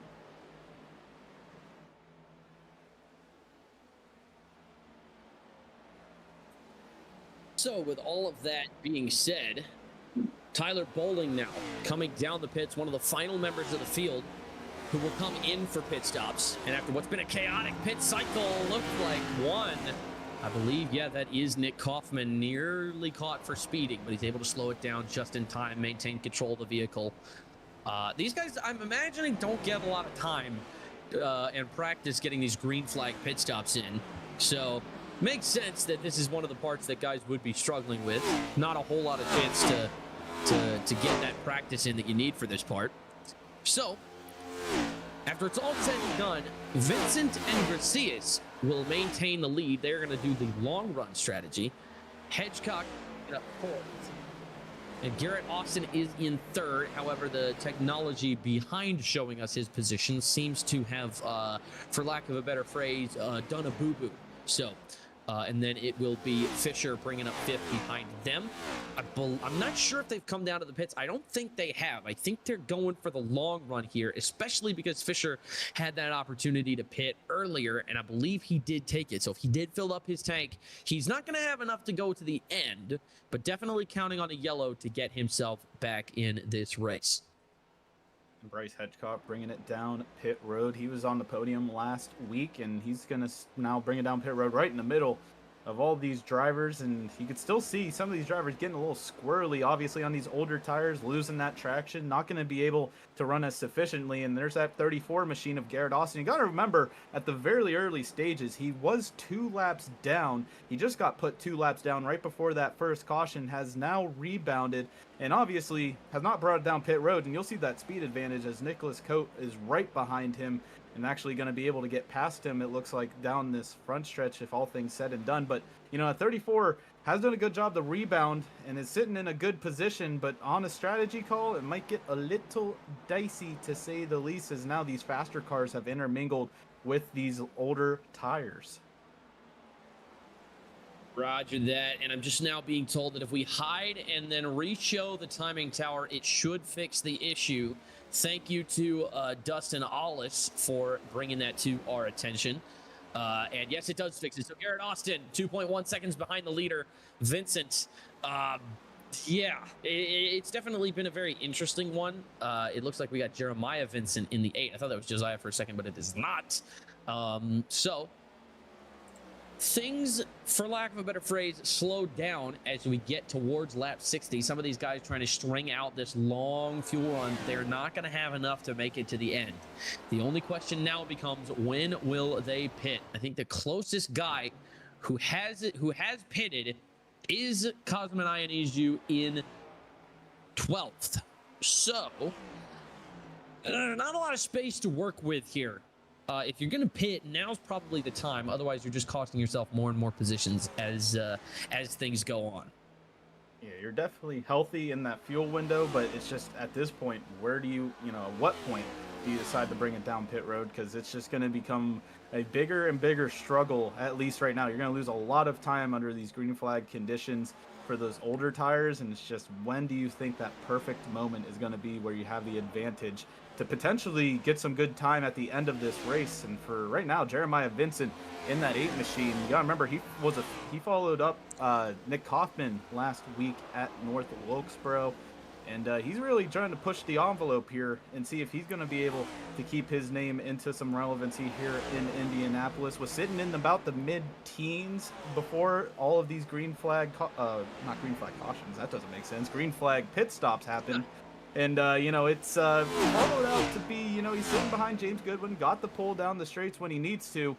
But it's just, every lap, he's going to be losing a lot of time to Cosmin Ionescu, Boislard, Mello, Tyler Bowling, just some of these drivers who are now pushing the limit, including Jordan Fisher, who was involved in that earlier incident. And, if you got nothing to lose for the 35, it's scary. It's going to be the scariest person to face is someone who has nothing to lose. And I think right now for Jordan Fisher, he's just trying to do whatever he can to get himself up in this field after that incident. Yeah, and I mean, he's done a great job of it so far. He's still quite a bit ahead of the guys who have pitted. So if he pits now with about 21 laps left to go, he is going to come out around where the guys who pitted are currently, right? With just about 30 seconds to spare. It's a little bit less than that. And so that strategy is still open to them, but it won't be open to them for much longer because Cosmin Ionescu is gaining a lot of time very, very quickly. And you see Sylvia bringing it down pit road, it looks like, as well. Never mind. He went gray for a second, but now he is coming back out. You see the 4 car coming out of pit road as well now. So these guys all trying to keep themselves together. There's Josiah Vincent going into turn 1. Following closely behind Mutsadi Major. And, yeah, there's just not really much else to say. Looked like a car was still at the entrance of the back straightaway right there, but he got back moving, so I think that was just iRacing being finicky. The pressure is building, right? Make no mistake, things are quiet now, but hearing about these last 10 laps, we may see things get very interesting. Jordan Fisher, all the way up to 2nd place now. Not exactly gaining on Jeremiah Vincent, but in position just in case he makes a mistake. Yeah, and it's something to note that, all the drivers currently sitting in the top 11 all started outside of said top 11. So, I think it's a lot of these drivers that might have not qualified as well and have pushed their way up and, trying to use the strategy to their advantage. But for the 8 of Jeremiah Vincent, he's going to have to bring it down pit road as that fuel tank is starting to get real empty for him. Garrett Austin also bringing down pit road in the 34. Stacy Hunter in the 71 now also joining the little club that's bring it down on lap number 62. Jordan Fisher is going to be now inheriting the lead because of the pits. And, for Jordan Fisher, I'm expecting him to really take that thing all the way and see if he can just hope for a caution here, because that 35 has nothing to lose, along with the 16 of Tyler Cadd. Again, he's been in some incidents before in that damaged 16 machine, trying to see if he can use this to his advantage. Now sitting at 7 cars that have now not brought it down pit road, with Cosmin Ionescu being the provisional leader, 26 seconds back to Jordan Fisher. And you'll notice that that gap is going to be not as rapidly closing as many other tracks we might go to here in this season, but he's still closing in. He's about a half second already down this backstretch with no real support. And that 24 is just going to keep on pulling and pulling on Jordan Fisher's time here until he really brings down pit road. I thought Jordan Fisher was bringing down pit road there, but he kept it out on to the track. As you see, he's still holding off Tyler Cadd, who's only 0.6 of a second behind Jordan Fisher. So all things being considered, a couple drivers with some high stake, high reward strategies at play right now, but Kazunaya No-Shoe's loving all of this. Yes, he absolutely is. And with 18 laps to go, soon to be 17, Fisher is going to try and string out this fuel run. Tyler Cadd close behind. He is gaining, but as a result, he is also going to expend a lot of his fuel. The timing tower seems to be having a malfunction of some kind. It can't decide where Fisher and Cadd are, so we're going to take that off the screen for the time being because that's kind of embarrassing. With that being said, the 24 of Kazunaya Nizu waiting to pounce once these fuel tanks run dry. It looks like somebody decided that they didn't want to be here for a second, but then reappeared through the mist. And we'll see if Fisher can hang on to the lead. We've never seen a fuel run quite like this before. This would be astounding. I don't know when the last time he came down pit road was, but those tires are getting older, and that fuel tank is getting emptier and emptier. Ionizu now 25 seconds back and gaining, right? Tyler Cadd as well, adding pressure. 0.3 back now. He could potentially take the lead right here. Damage on that right front. Jordan Fisher in a very, very precarious position here, and now he does bring it down pit road to try and cut his losses. So it'll be Tyler Cadd to pick up the crown of fuel management. We'll see how it works out for him.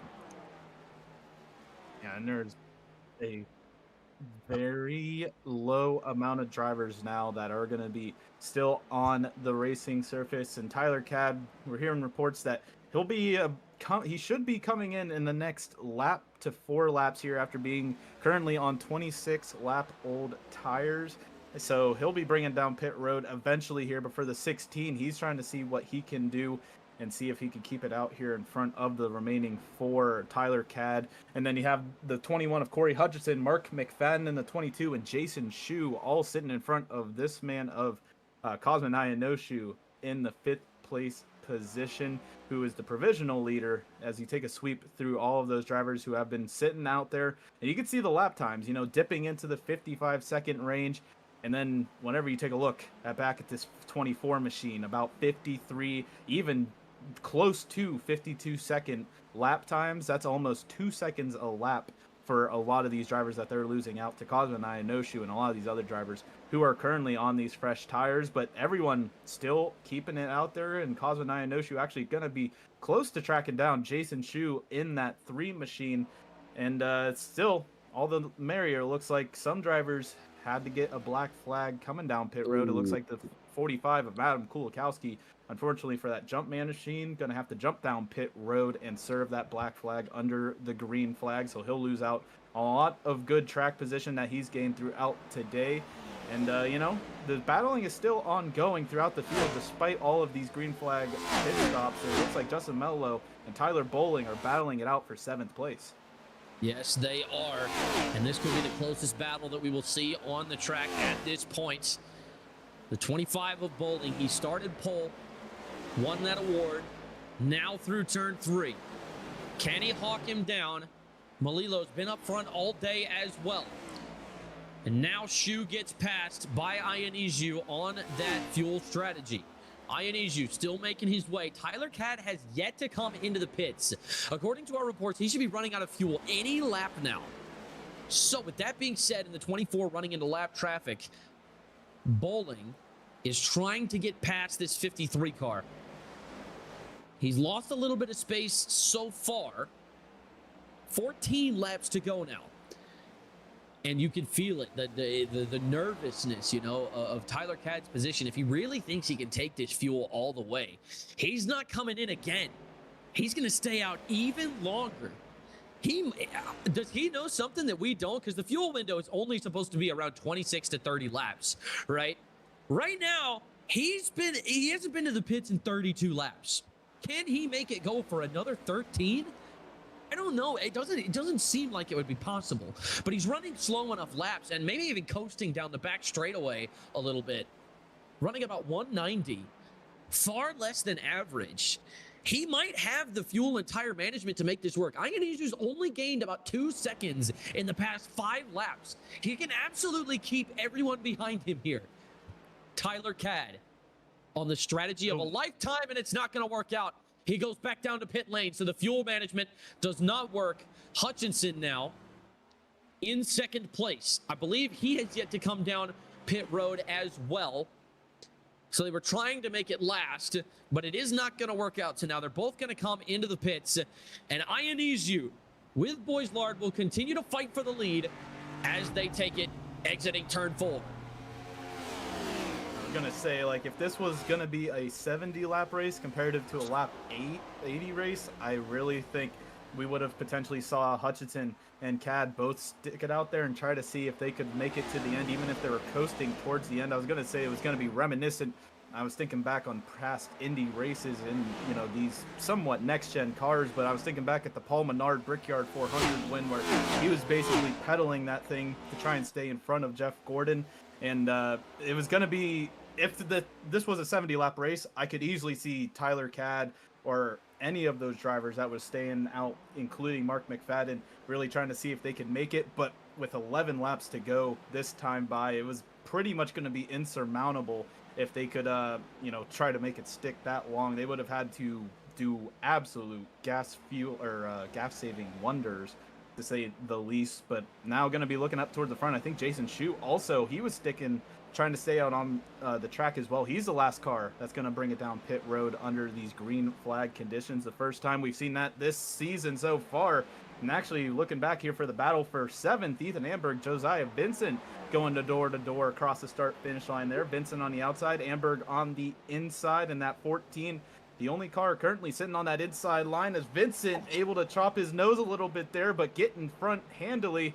But actually, that 14 of Amberg is going to get a run out of turn 2. Not going to put it anywhere, though. Going to stay behind the 4 as long as Niparis stays behind him. We've got 4 cars under this little blanket, all about 10 seconds back of Cosmin Nyanoshu. Yep, and they are going to continue to fight. Josiah Vincent and Ethan Amberg, nose to tail. Amberg trying to find a gap in the defense. Josiah trying to hold the line. 7th place at stake. They continue to wind down the front straightaway. Meanwhile, Cosmin Ioannidis has run away with the lead. 5/10 is the lead now, with 10 laps to go. Starting to feel that pressure, but dealing with it wonderfully. Boislard would need nothing short of magic to make this work at this point. He's gaining a bit down the back straightaway, cuts a 10th out of the lead.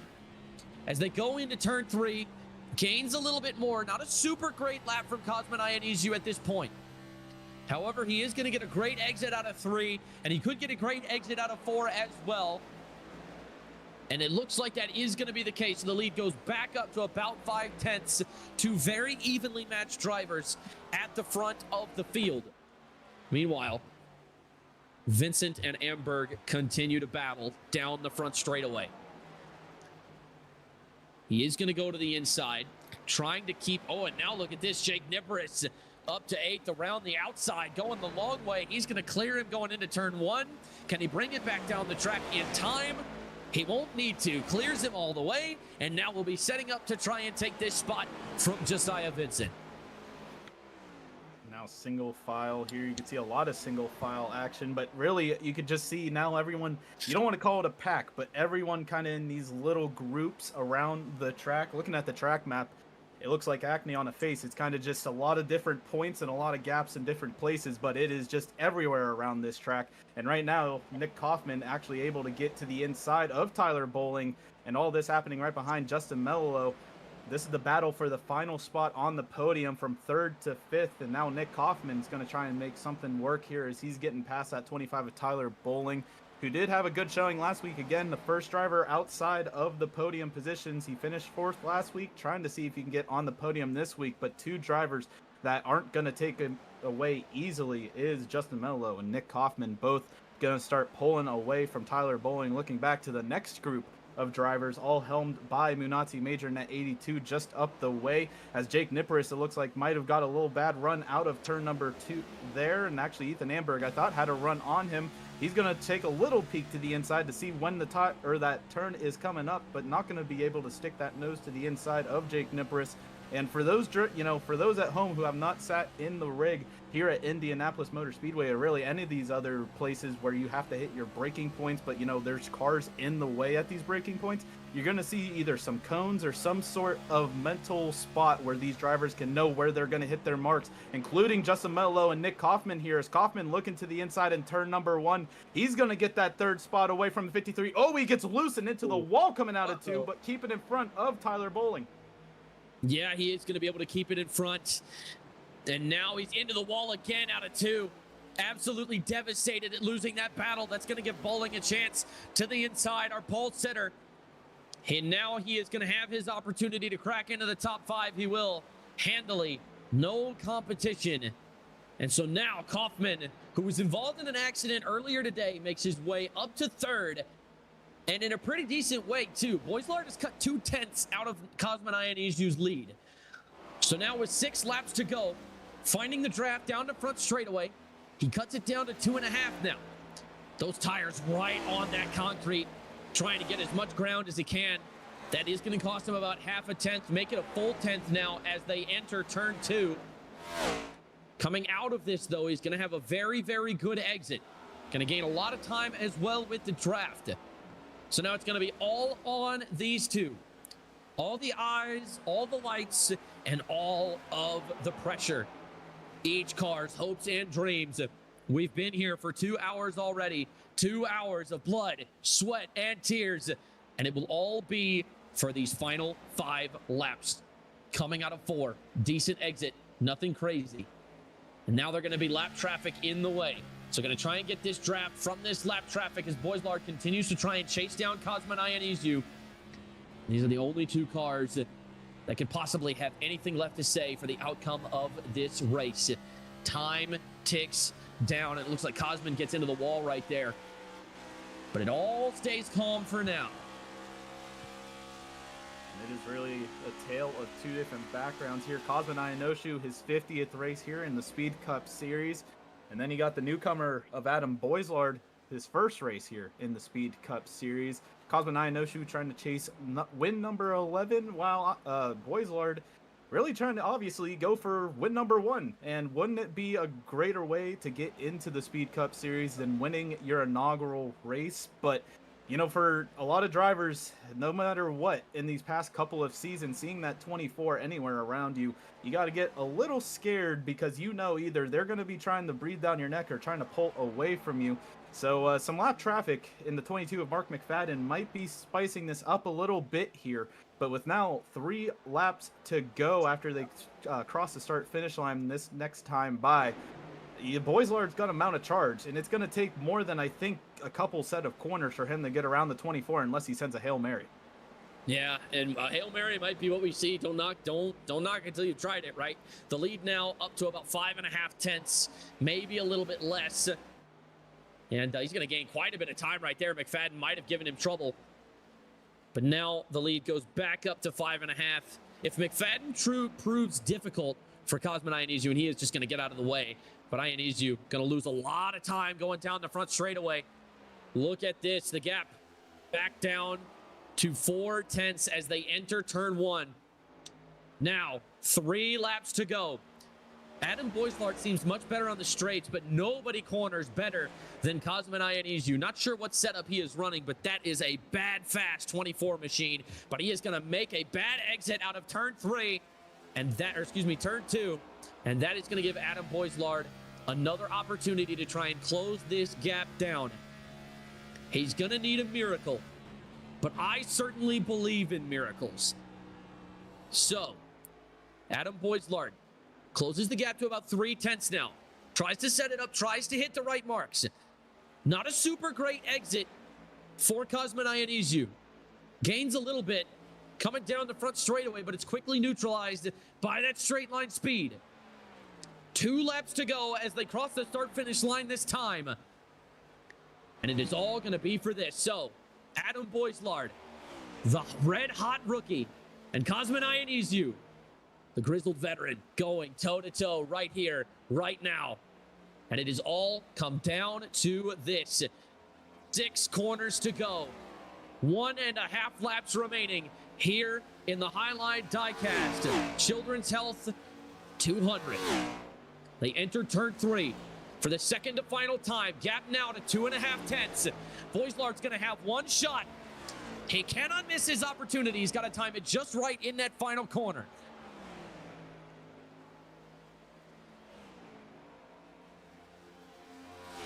It's going to be close. It is going to be very close. Now winding down the front straightaway. Cosmin Ionescu trying to break the toe.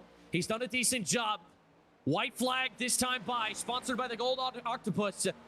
And now the gap down to 2.5 tenths. Boislard needs a great exit out of turn 2 if he wants a chance to make this pass. He knows that Cosmin Ionescu is really good in these corners. It's all going to come down to this. And he is not able to get the exit that he wants. Gap extends to 3.5 tenths now. He's going to need a Hail Mary. He's going to need a miracle. But Cosmin Ionescu, he's been lights out all night long. Can he hold on? And now he closes the gap just a little bit, down to 2 tenths for the first time tonight. But it may not be enough. He's got to throw it in there full speed, and I don't think it's going to matter. Cosmin Ionescu comes off of turn 4 with the defense of a lifetime. And he is going to wind his way down the front straightaway. Nobody else stood a chance. He will win the Riley Children's Health 200 here at Indianapolis. And that will be that. Looks like Kaufman is going to come across the line in third as well. And the rest of the results will continue to come in. A great run race by everybody. And some trouble past the start-finish line. The 45, the 3, and the 94 all into the wall. But it is inconsequential at this point. A great race and a bunch of great drivers. And pretty soon we will send you down to the Bowties postseason show. With Cosmin Ionescu now his 11th win on the, in the Speed Cup series, and along with the first of the season, he's coming back and he's trying to make a charge here to win. And you can see Nick Kaufman giving him some celebratory bump drafting here, coming through turn number 4, and we'll get a word in with both of those drivers, including the newcomer of Adam Boislard, all going to be joining us up here in the booth and the post-race show. But first, we'll watch Cosmin Ionescu. He's going to be burning it down on the bricks, and unfortunately, we'll maybe ask him if he wants to drink some milk, but all the merrier. That 24 bringing it back down into victory lane. Yeah, and he has done a wonderful job here tonight, burning it down. You do that. Man, you absolutely earned it tonight. What a great race run by him. He was up all the way at the front for so long, and he was clearly the best car on track. And he proves it again here today, putting some nice donuts onto the pavement of Indianapolis, and he'll pull it to a stop right there in front of the stands. And look at that, the fans absolutely digging it. They could not be more excited. And how can you blame them? I mean, that was just pure dominance. Adam Boislard still has a lot to learn. And a very, very, very great amount of potential coming from him. And we're going to wait on Cosmin Ionescu to get into the green room before we start our interview. So with that being said, this is the start of the Bow Ties post-race show. Want an easy to wear bow tie? No tying, no strapping. Just slide it over the top button of your shirt and go. Great for all ages. Get yours today at bowties.org. I don't know how you feel about clip-on ties, but they're definitely one of the best inventions humankind has ever come up with, because tying those things is an absolute pain. But with that being said, coming out of the green room, Cosmin Ionescu, tonight's winner, here in just a moment. Cosmin Ionescu, man, that is a crazy join noise. I'm not even going to lie to you. Man, you absolutely burned it down out there. Drove the pants off of every other driver in that field. Tell me, man, how does it feel? Yeah, it feels good. It is good to be back. I can race for the first 2 races, prior commitments. And, I wasn't even in the country. But I am super happy to get Indy finally off my list of tracks that I've never won at. And what a better way to do it than with Jimmy's the same paint scheme that Jimmy did it in 2006. It's true. It is very, very true. That was a nice little callback on your part. But I only have one question for you, and then we'll pass you over to Brad. You drinking milk tonight? I don't think we have any milk that's actually good in the Well, you fridge, better go so get some. You just won in uh, Indianapolis, son. Come on now. uh, yeah, maybe, I don't know. Milk is not for me. Give me some cereal or That is true. water. It's also Water's 5 o'clock in the morning. It's 5 o'clock in the morning over here in Europe, so I definitely understand Yep. why you definitely would not want to go out and get milk at this time of day. With that being said, Brad, talk to him. What are your questions? Yeah, I mean, Cosman, you ran a great race, especially with that long green flag run. You know, it Thank you. seemed like really that '06 of Adam Boislard was really the only one that could keep up with you. But take us through that green flag run and overall just how things went behind the wheel. I think we got a bit lucky because two of the guys kind of messed up their strategy. Nick and Adam both had better speed, and I think they pitted at some point. Or I don't know how I got ahead of Adam, but I know that's how I got ahead of Nick. And when we took control of the race, I also started fuel saving, and that helped a lot because I was able to make it to the point where you could go on no more stops. If there were any cautions at the end, we might have been screwed though, because we barely had enough in the tank to do like a 360 burnout at the end. So got a bit lucky. Take it. And absolutely. Well, congratulations on win number 11 here in the Highline Diecast Speed Cup Series. Before we let you go, is there anyone that you'd like to shout out? Now, of course, there is Aftermark Coffee, Tiltify, Rabs Intro, Juicy Spider, SimRap Market, and Tyler Mating Designs. Everybody who puts their name on this car. Lucky Ducks Motorsports, of course, they're the primary. And yeah, everybody who put their name on this car, thank you very much. And I'm finally gonna do a tweet tomorrow because I've been slacking. So I apologize about that. Well, you go ahead and enjoy the rest of your night as the winner of the Riley Children's Foundation 200 here at an Indianapolis. And I know you can't get milk tonight, but you better. And I mean, you better get milk when the sun comes up, young man. But enjoy the rest of your night. Picture tomorrow morning. Absolutely. That is what we love to hear. But with that being said, you enjoy the rest of your night as tonight's winner. Thank you so much for stopping by. Thank you, you guys as well. Have a good night. Yep.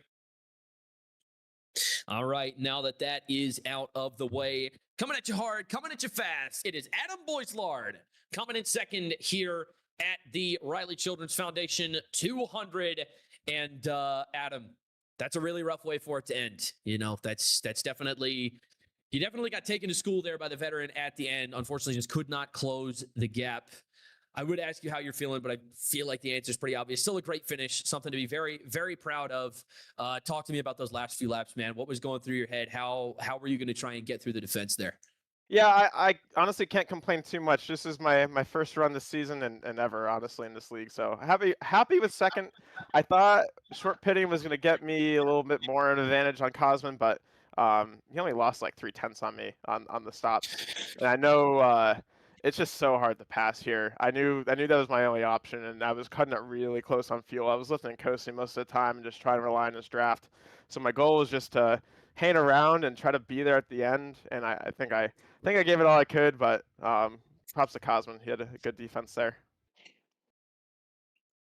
I mean, that's fair enough. You know, I don't know if you were in position to see it, right? But there was an incident at the towards the beginning of the race between the 94 car and the 35. Not really sure what the reason for that. Obviously, you were in the VC, I'm pretty sure. Is there any insight you can give us onto why that potentially came about? We saw them slamming into each other on the inside of the track, and then they both just kind of took each other out there. Do you have any comments to make on that situation? I don't. I saw it pop up on my radar, and I was just trying to go, and if it cleared out, it cleared out, and if it didn't, then I'd react then. I don't have anything to say. I'll have to go back and watch the replay. I was not, I wasn't in chat or anything, so didn't hear what was going on. But I'll have to go see. I don't think it affected me at all, though. I saw it. I was on the backstretch, and I knew if it came up, I would try to react to it there. Fair enough. Choosing the smart angle of not answering any questions based on that. Brad, go ahead. Talk to him. What's your questions?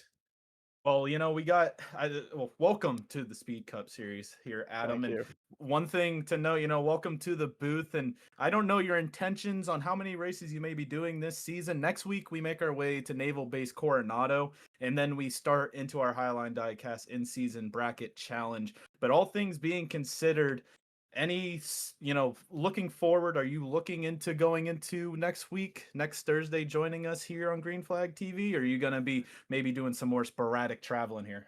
I think I'm gonna try. I haven't licensed Coronado yet. I'm gonna be honest. I was away when all this the series came out that week. So I'm gonna have to give it a shot. I'm gonna be running the TNR for sure there. So gonna have to license it anyway, give it some practice. And if I'm here next week, I'll try to give it a go. Usually feel pretty good about road courses and street courses as well. So hope to give it a good finish there too if I'm there.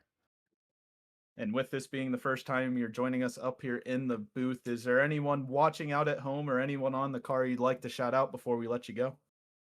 Yeah, I guess shout out to everyone who organizes this thing. I need to get familiar with some names here. I know Ethan and Martin and Stan, and I know Philip was running things on the TNR side, which I'm a little more familiar with. Yeah, shout out you guys in the booth. Excited to watch this one back, and yeah, hope to make more of these. Had a blast. I haven't run the A car in a while, and good to stretch my legs there and try to keep it going here. So thanks, appreciate it. Yeah, well, you are absolutely welcome. And thank you for driving the freaking wheels off of that 06 car tonight. You did absolutely incredible. Hope to see you again next week. Not sure where we're headed, but at this point, it doesn't really matter. As long as all the boys are there, who cares, right? So thank you once again for stopping by, and we will see you next week. Sounds good. Thanks. All right, ladies and gentlemen, now that's concluded. Your third place finisher coming out of the green room, hot and heavy. It's Nick Kaufman in that 2 car, third place after some very, very interesting course of events taking place in that race there. Nick, you already know what I'm about to ask you, right? That incident that took place about a third of the way through the race that was involving you through no fault of your own. You come away with damage. How do you come back from something like that?